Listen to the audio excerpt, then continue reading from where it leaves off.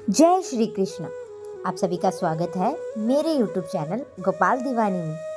आज हम आपको संतोषी माता की व्रत कथा का रसपान करवाने जा रहे हैं। आप सभी से अनुरोध है कि कथा को पूरा सुनकर जाएं। आइए कथा आरंभ करते हैं।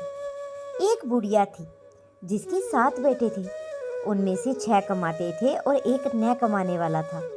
वह बुढ़िया उन 6 को अच्छी रसोई बनाकर बड़े ही प्रेम से खिलाती और 7वें का बचा कुचा जूठन खिलाती थी।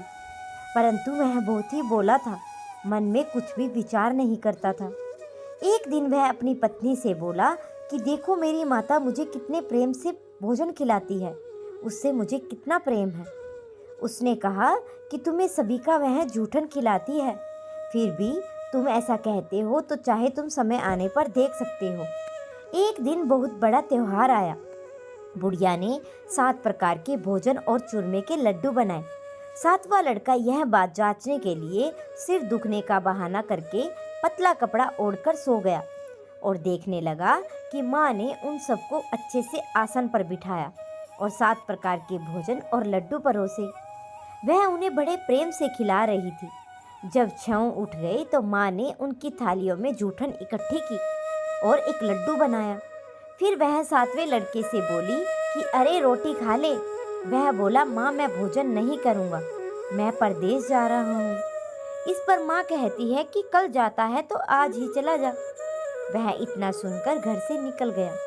चलते समय उसे अपनी पत्नी की याद आई जो गौशाला में कंडे थाप रही थी। वह बोला कि हम विदेश को जा रहे हैं, आएंगे कुछ काल, तुम रहियो संतोष से धर्म अपनो पाल। इस पर उसकी पत्नी बोली जाओ पिया आनंद से, हमारी सोच हटाए, राम भरोसे हम रहे, ईश्वर तुम्हें सहाय। देहु निशानी आपनी देखु धरु मैं धीर, सुधी हमारी न बिसारियो राखियो मन गंभीर। इस पर वह लड़का बोला कि मेरे पास कुछ नहीं है, यह अंगूठी है सो ले ले, मुझे भी अपनी कोई निशानी दे दे। वह बोली कि मेरे पास क्या है, मेरे पास तो ये गोबर भरे हाथ है। यह कहकर उसकी पीठ पर गोबर भरे हाथ की थाप मार दी और वह लड़का चल दिया। ऐसा कहते हैं इसी कारण से विवाह में पत्नी पति की पीठ पर हाथ का छापा मारती है। चलते समय वह दूर देश पहुंचा। वहां पर एक व्यापारी की दुकान पर जाकर बोला कि भाई मुझे नौकरी पर रख ले। व्यापारी को नौकर की जरूरत थी। बोला तनख्वाह काम देख कर ही देंगे, तुम रह जाओ। वह सवेरे 7 बजे से रात की 12 बजे तक की नौकरी करने लगा। थोड़े ही दिनों में सारा लेन देन और हिसाब किताब करने लगा। सेठ के 7-8 नौकर चक्कर खाने लगे। सेठ ने उसे 2-3 महीने में ही आधे मुनाफे का हिस्सेदार बना दिया। 12 ही वर्ष में वह नामी सेठ बन गया और उसका मालिक उसके भरोसे काम छोड़कर कहीं भी बाहर जाने लगा। उधर उसकी औरत को सास और जेठानियां बड़ा ही कष्ट देने लगी। वह उसे जंगल में लकड़ी लेने भेजती, भूसे की रोटी देती और फूटे नारियल में पानी देती। वह बड़े ही कष्ट से अपना जीवन बिताती थी। एक दिन जब वह लकड़ी लेने जा रही थी तो रास्ते में उसने कई औरतों को व्रत करते हुए देखा और पूछने लगी कि बहन यह किसका व्रत है, कैसे करते हैं और इससे क्या फल मिलता है। तो एक स्त्री बोली कि यह संतोषी माता का व्रत है, इसको करने से मनवांछित फल मिलता है। इससे गरीबी, मन की चिंताएं, राज मुकदमे, कलह, रोग नष्ट हो जाते हैं और संतान सुख, धन प्रसन्नता, शांति, मन प्रसन्न वर मिले, वह बाहर गए हुए पति के दर्शन होते हैं। उसने उसे व्रत करने की विधि बता दी। उसने रास्ते में सारी लकड़ियां बेच दी और गुड़ और चना ले लिया और उससे व्रत की तैयारी करने लगी। उसने सामने एक मंदिर देखा तो पूछने लगी कि यह मंदिर किसका है। वह कहने लगे कि यह संतोषी माता का मंदिर है। वह मंदिर में गई और माता के चरणों में लौटने लगी और दुखी होकर विनती करने लगी कि माँ मैं अज्ञानी हूँ, मैं बहुत ही दुखी हूँ, मैं तुम्हारी शरण में हूँ, मेरा दुख दूर करो। इस पर माता को उस पर दया आ गई। एक शुक्रवार को उसके पति का पत्र आया और अगले शुक्रवार को पति का भेजा हुआ धन मिला। अब तो जेठ जेठानियां और सास नाक सिकुड़ के कहने लगी अब तो उसकी खातिर बढ़ेगी, यह तो बुलाने पर भी नहीं बोलेगी। वह बोली पत्र और धन आवे तो सभी को अच्छा, और उसकी आंखों में आंसू आ गए। वह मंदिर में गई और माता के चरणों में गिरकर बोली कि हे माँ, मैंने तुमसे पैसा कम मांगा था, मुझे तो अपना सुहाग चाहिए। मैं तो अपने स्वामी के दर्शन और सेवा करना मांगती हूँ। तब माता ने प्रसन्न होकर कहा, जा बेटी, तेरा पति आवेगा। वह बड़ी प्रसन्नता से घर गई और घर का कामकाज करने लगी। उधर संतोषी माता ने उसके पति को स्वप्न में घर जाने की और पत्नी की याद दिलाई। उसने कहा कि माँ, मैं कैसे जाऊं? परदेश की बात है, लेन देन का कोई हिसाब नहीं। इस पर माँ ने कहा कि मेरी बात मान, सवेरे नहा धोकर मेरा नाम लेकर घी का दीपक जलाकर दंडवत करके दुकान पर बैठना। देखते ही देखते सारा लेन देन साफ हो जाएगा और धन का ढेर लग जाएगा। सवेरे ही उसने स्वप्न की बात सभी को कही और सभी दिल लगी उड़ाने लगे। वे कहने लगे कि सपने भी कभी सत्य होते हैं। पर एक बूढ़े ने कहा भाई, जैसे माता ने कहा वैसे करने में क्या डर है। उसने नहा धोकर माता को दंडवत करके घी का दीपक जलाया और दुकान पर जाकर बैठ गया। थोड़े ही देर में सारा लेन देन साफ हो गया, सारा माल बिक गया और धन का ढेर लग गया। वह प्रसन्न हुआ और घर के लिए गहने और सामान वगैरह खरीदने लगा और जल्दी ही घर के लिए रवाना हो गया। उधर बेचारी उसकी पत्नी रोज लकड़ियां लेने जाती और रोज संतोषी माता की सेवा करती। उसने माता से पूछा कि हे माँ, यह धूल कैसी उड़ रही है? माता ने कहा कि तेरा पति आ रहा है, तू लकड़ियों के 3 बोझ बना ले। एक नदी के किनारे रख, एक यहाँ रख और तीसरा अपने सर पर रख ले। तेरा पति आएगा तो उसके मन में तेरे प्रति मोह पैदा होगा और तू जब लकड़ियों के उठाकर गट्ठर को घर लेकर जाना और चौक में बीच में गट्ठर डालकर जोर जोर से 3 आवाजें लगाना। सासू जी, लकड़ियों का गट्ठा लो, भूसे की रोटी दो और नारियल के खोपड़े में पानी दो। आज मेहमान कौन आया है? इसने माँ के चरण छुए और उसके कहे अनुसार सारा कार्य किया। वह तीसरा गट्ठर लेकर गई और चौक में डालकर कहने लगी, सासू जी, लकड़ियों का गट्ठर लो, भूसे की रोटी लो और नारियल के खोपड़े में पानी दो।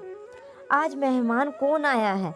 यह सुनकर सास बाहर आकर कपट भरे वचनों से उसके दिए हुए कष्टों को भुलाने के लिए कहने लगी कि बेटा, तेरा पति आया है, आ मीठा भात खा, भोजन कर और कपड़े ग्रहण कर।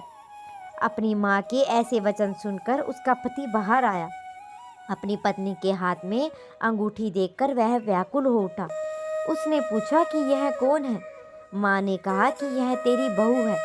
आज 12 वर्ष हो गए यह दिन भर घूमती फिरती रहती है, काम काज तो करती नहीं है, तुझे देखकर नखरे करती है। वह बोला कि मैंने तुझे भी देख लिया है और इसे भी। अब मुझे घर की दूसरी चाबी दे, मैं तो उसी में रहूँगा। माँ ने कहा, जैसा ठीक, जैसी तेरी मर्जी। और उसने चाबियों का गुच्छा पटक दिया और उसने अपना सामान तीसरी मंजिल के ऊपर के कमरे में रख लिया। एक दिन में ही वे राजा के समान ठाट बाट वाले बन। इतने में ही अगला शुक्रवार आया। बहू ने अपने पति से कहा, मुझे संतोषी माता के व्रत का उद्यापन करना है। वह बोला, बहुत अच्छी बात है, खुशी खुशी कर ले। जल्दी ही वह उद्यापन की तैयारी करने लगी। उसने जेठ के लड़कों को झीमने के लिए कहा।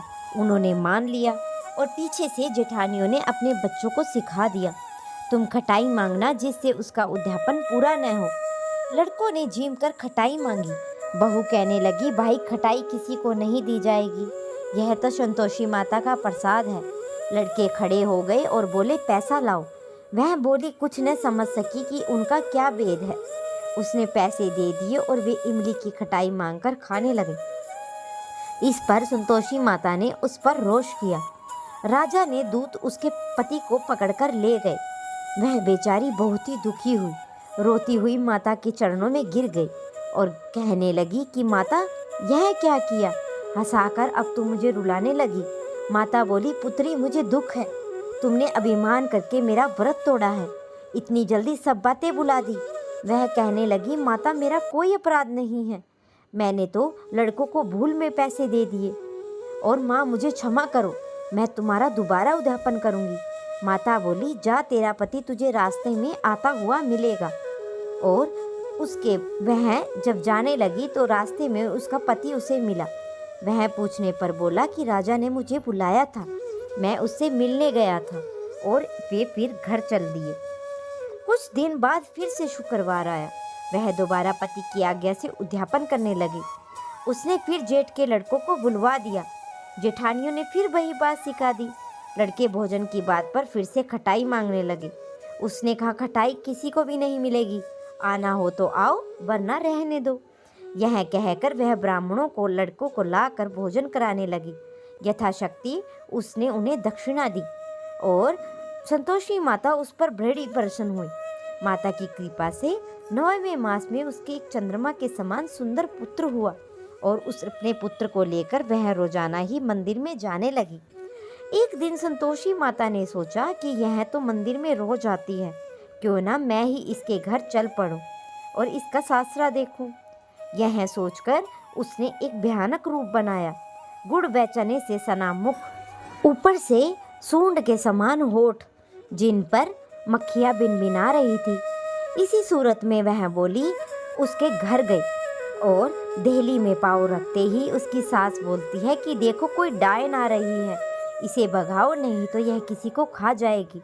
लड़के भागकर खिड़कियां बंद करने लगे। 7वें लड़के की बहू खिड़की से देख रही थी। वह वहीं से चिल्लाने लगी, आज मेरी माता तेरे मेरे घर आई है। यह कहकर उसने अपने बच्चे को दूध पीने से हटाया। इतने में उसकी सास बोली, पगली किसे देखकर उतावली हुई है जो बच्चे को भी पटक दिया।